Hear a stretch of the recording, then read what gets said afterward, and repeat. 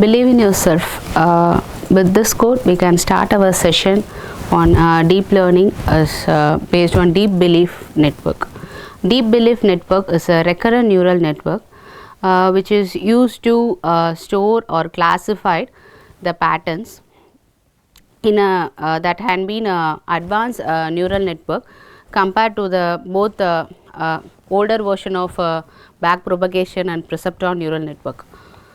Here we are going to see about what is DBN. Here we are going to see about the DBN and the architecture of DBN and the generation before the DBN occurs, and why the deep belief network is more preferable or more flexible than compared to the traditional neural networks. In this video we are going to see about it, and this video shows that what is DBN. DBN is I already said that a generative model neural network which is a combination of RBMs. RBM is nothing but a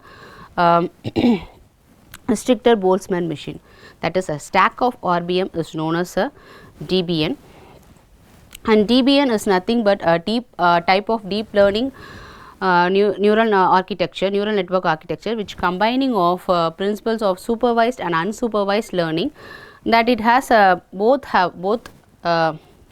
manner. It has been worked in a supervised learning also, and it is also worked in an unsupervised learning also, and the output of RBM is used to input to the next RBM. So, stack of RBM, the DBN is nothing but a stack of RBM simply. Next, why we are using or going through the DBN?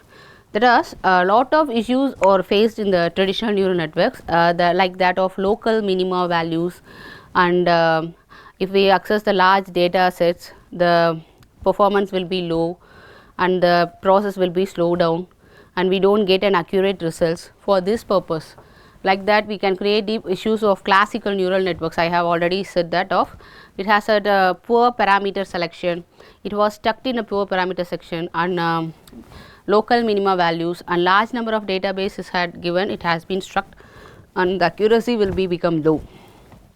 So, we are going for DBN. Here, how did DBN evaluate, that means the generation of DBN. We are going to discuss about the generation of DBN. The first generation, we have already said that the perceptron is a first generation. It is only used for the linear data sets or linear values. We are using first perceptron values, and then if however perceptron is beneficial, but it causes a lot of changes in the input bias and the weight which has been varied in the perceptron, and but not be sophisticated for the technologies. Current technologies, it was not sophisticated.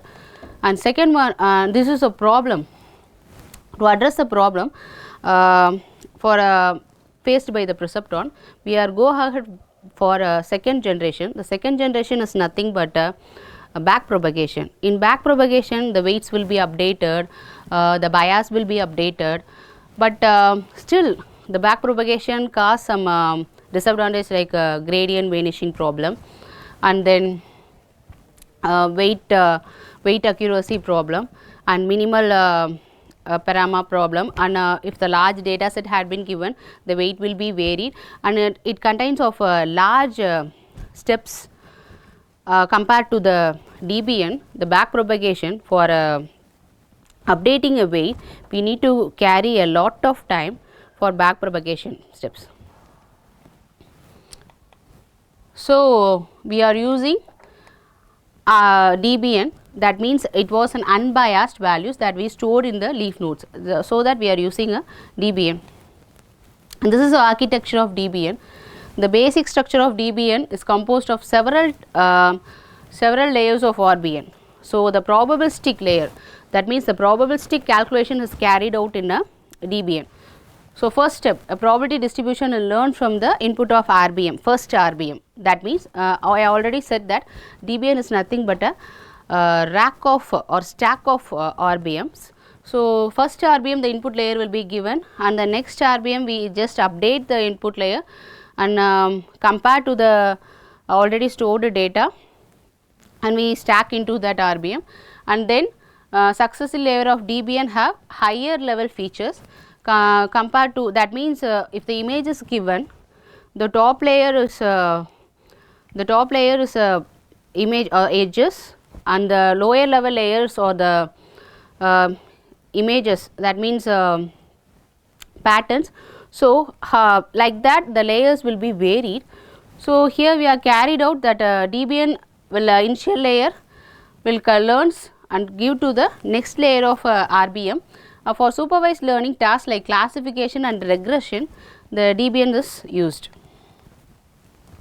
Each RBM in DBN is trained independently.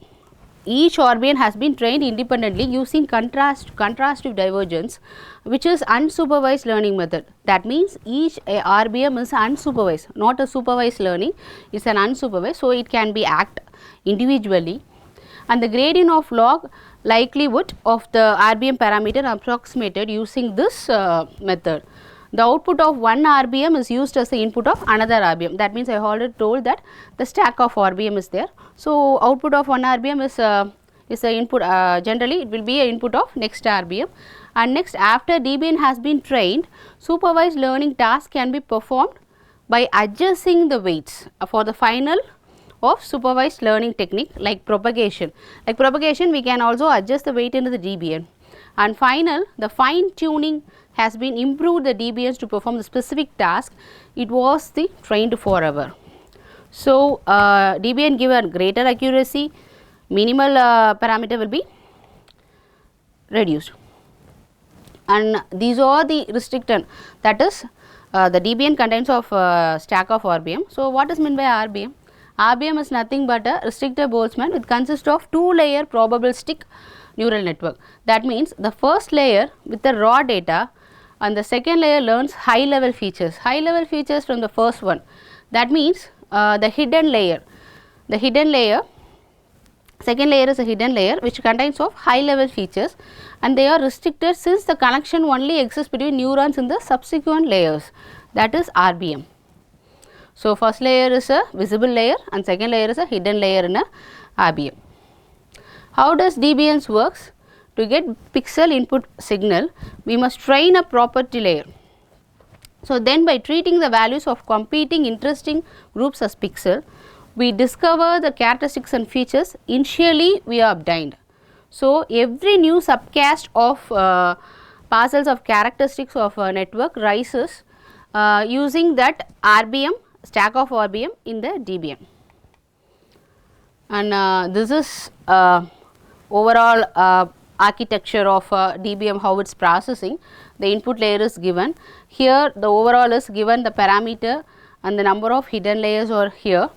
So, already we know that this is a training samples and this is all the visible layers and this is a hidden layer. So, RBM contains two layers, visible layers and hidden layers. So, for hidden layers will be substitute. So, that means perform training layer by layer until the last layer of RBM, and then after fine tuning the softmax activation function is used to get an actual output.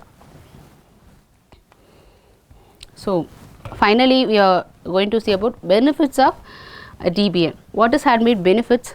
So, it can handle large data sets with the hidden to extract underlying correlations and extract hidden correlation using hidden units, and fast training compared to deep neural networks, and better weight initialization, and also achieving a global minima. I already say that.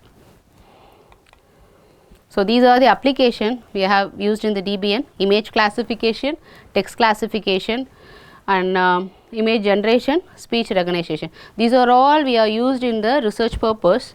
Nowadays, we are gone through lot of image classification in the medical field and in educational field. So, we are using an image classification, text classification, image generation, speech recognition.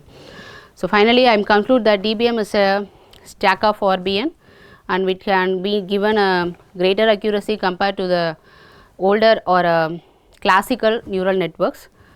So, finally, I conclude the topic. Thank you all for listening to me.